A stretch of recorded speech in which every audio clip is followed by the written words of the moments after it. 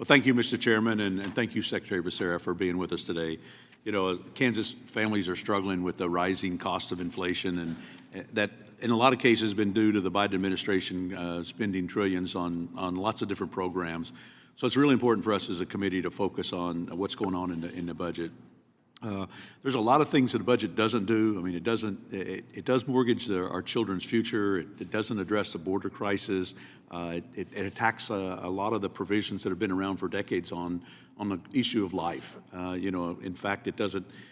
Without the Hyde Amendment, it actually prevents, or it actually would allow abortions in the United States, which is not what 77% of the United States citizens want, and including the 64% that said claim to be pro-choice through that process. So, you know, we need a strong America and a strong healthcare system. And I've got a couple questions I want to see if we can get through in the time that I have.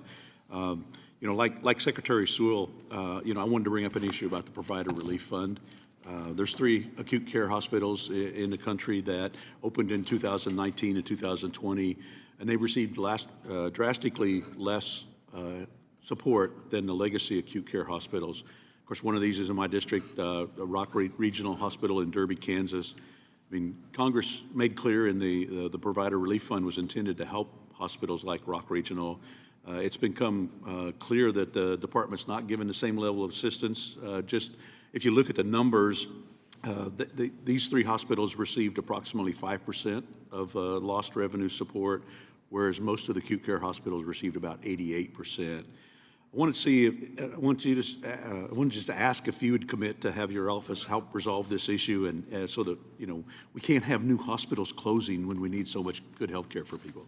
Congressman, absolutely. Look forward to working with you and your staff on this. Let me remind you again that when we came in, the formula for distribution had already been set for most of those dollars. We did tweak it so we could be more fair in the distribution and more transparent. But let's work with you. At this stage, you know, the money under the Provider Relief Fund has been exhausted, but we can try to work with you and your providers to see where we can go.